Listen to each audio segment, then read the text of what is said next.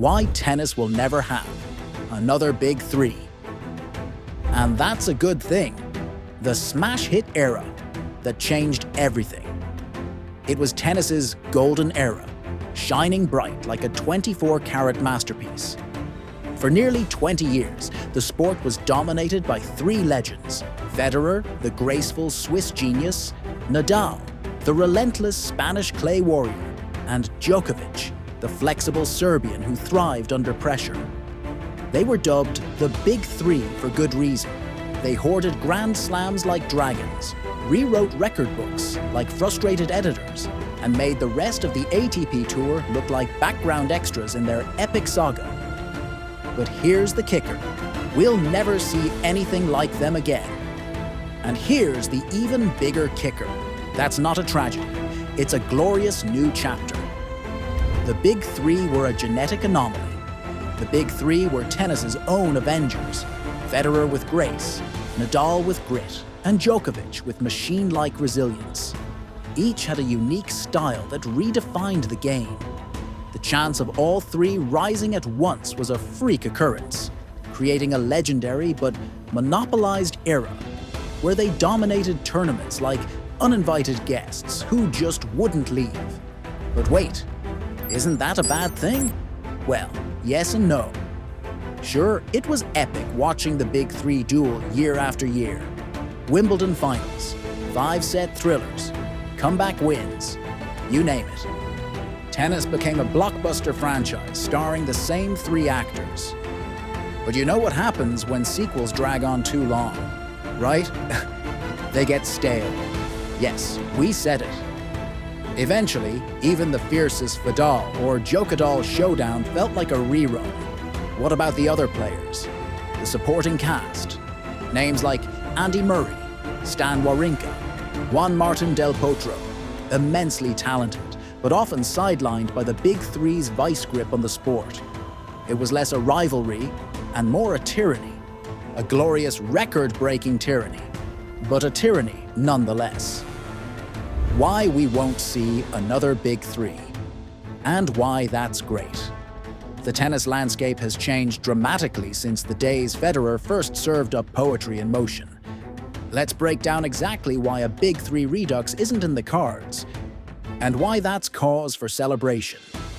The game is evolving, fast. Tennis today is a different beast. Players are more athletic, rallies are longer, and technology, from rackets to analytics, has transformed the game. Where once a serve and volley style could dominate, shout out to Pete Sampras, now players have to be all-court warriors, capable of sprinting, sliding, and surviving rallies that last longer than most rom-coms. It's harder for one style to dominate across all surfaces, which means fewer chances for a single player, let alone three, to build an empire. Depth over dynasty. The new generation isn't waiting in line. They're storming the gates. We've got Carlos Alcaraz, the teenage Spaniard who plays like a hybrid of Federer's finesse, Nadal's fire, and Djokovic's flexibility. Jannik Sinner, the quiet Italian assassin. Holger Rune, the Danish prodigy who plays with the confidence of someone who skipped humility school. But here's the thing. None of them are running away with it. And that's good. We're entering an era of competitive parity. Think Game of Thrones, without the dragons, but with more sweaty headbands. On any given Sunday, anybody can beat anybody.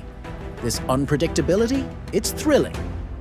It's the tennis version of choose your own adventure. Injuries, longevity, and the human body. The Big Three were tennis demigods, yes, but they also had the good fortune of freakish durability, plus the best doctors, diets, and probably some very expensive mattresses. Today's game is more physically demanding than ever. The idea of three players dominating for 15 to 20 years?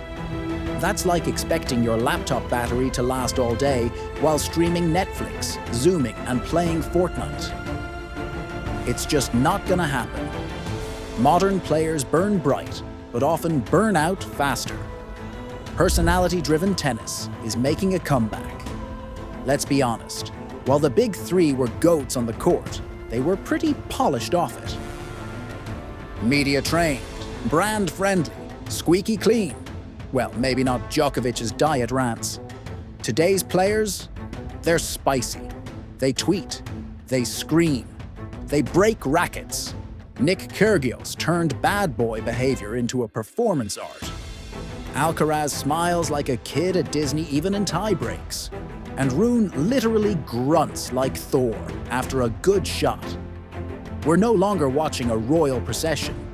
We're watching characters clash, like a tennis-themed reality show with 200-mile-per-hour serves.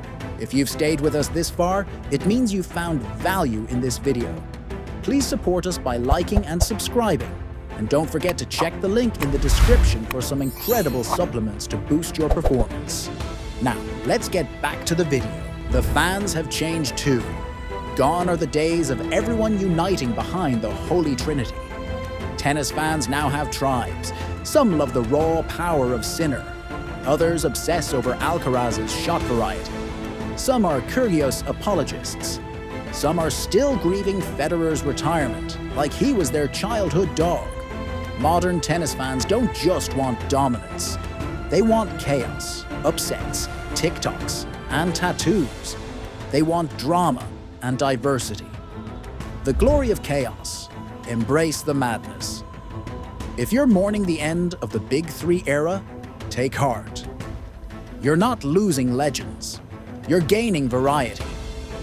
Think of it like moving from a fine dining restaurant, where the menu never changes, to a street food market. It's loud, messy, unpredictable, but bursting with flavor. Tennis doesn't need another big three. It needs big personalities, big upsets, big rallies, and big fun. So who's the new king? No one. And that's the point. 1 month, it's Alcaraz stunning Djokovic. The next, it's Sinner silently assassinating his way to a title. Then Rune smashes a racket and a top 5 player in the same match. Suddenly, Daniil Medvedev drops an absurd quote and wins in 5 sets. There's no script anymore. The ATP is a free-for-all, and every slam feels like an open audition. The myth of the next GOAT. We'll always compare new stars to Federer, Nadal, and Djokovic. It's human nature. But chasing another GOAT era is like waiting for another Michael Jordan or another Beatles. It's not happening, and that's okay. Tennis doesn't need another holy trinity. It needs a new chapter with new protagonists, new storylines, and yes, new meltdowns. Final set, match point. So, will we ever have another big three? Number and honestly, thank God, because we're not stuck in a loop anymore. We're in an age of discovery, the age of everyone. We'll still honor the legends. They built the house. But it's time to throw open the doors, crank up the music, and let new stars dance across the court. The big three gave us memories. The new era, it's giving us a tennis revolution. So grab your popcorn, folks. This isn't the end, it's a whole new ballgame.